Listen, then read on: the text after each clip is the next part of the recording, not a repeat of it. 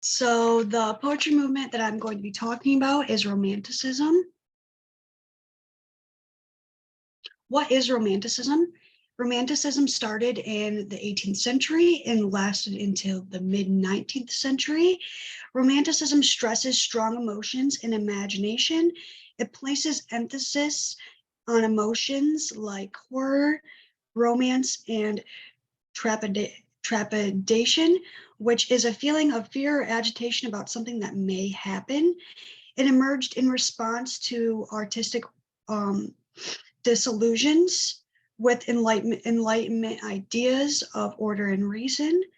Romanticism encompasses art of all forms, which spans from literacy works to architectural buildings.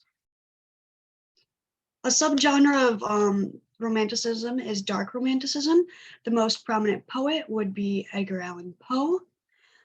Dark romanticism questions the natural perfection of man and exploring the themes of guilt, sin, self-destruction, and the supernatural.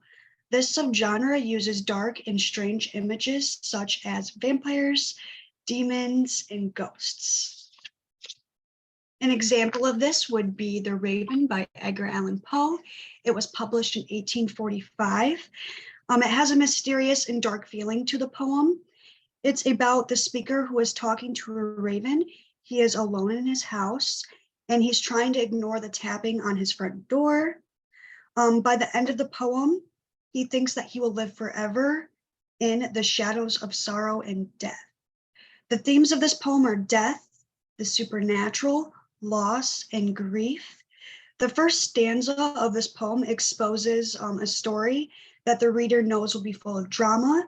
The imagery in this first stanza gives the reader a good idea that the story that's about to unfold is not a happy one. Another example of dark romanticism would be To Helen by Edgar Allan Poe. It was published in 1831. It's about the speaker's love for an older woman to whom he uses illusion when comparing her to Helen of Troy and other mythological beings throughout the poem. Poe's ideal of beauty stems from ancient Roman Greece. He refers to this woman as being an overwhelming power of a woman whose beauty transcends time, transporting him back to the glory and grandeur of ancient civilizations, which we know that the ancient civilizations are not as glorious or romantic as they may seem. Another subgenre of romanticism was transcendentalism. The most prominent poet from this period was Ralph Waldo Emerson. He did write a manifesto. It was titled Nature. It was produced in 1936. It did focus mainly on nature and the personal understanding of God. In Nature, Emerson asserts that the natural and material world exists to reveal the universal meaning to the individual soul via one's subjective experiences. This movement doesn't use scientific thinking based on material things. It promotes instinctual spiritual thinking and idealism. Emerson is known to be the founder and leader of this movement.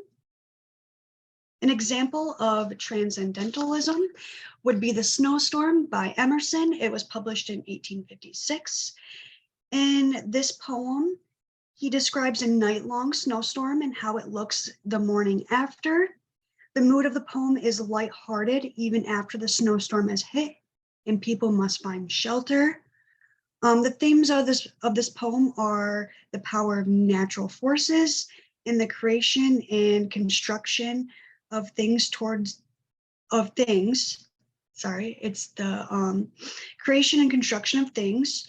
Towards the end of the poem, Emerson wants everyone to look and see outside how the snowstorm is art. And sometimes people just think of the challenges of the snowstorm, not the actual beauty of nature. Another example would be Each and All by Emerson. It was published in 1839. It's a nature poem that's asking readers to see the world in a new light. Emerson depicts birds, trees, the sky, and the sea as they are all connected to each other. So basically, it's describing the interconnectivity of the natural world and how everything is related.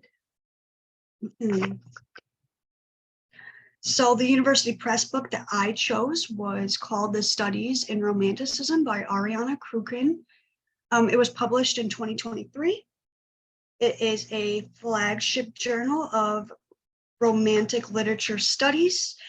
It was edited at Boston University since its founding in 1961.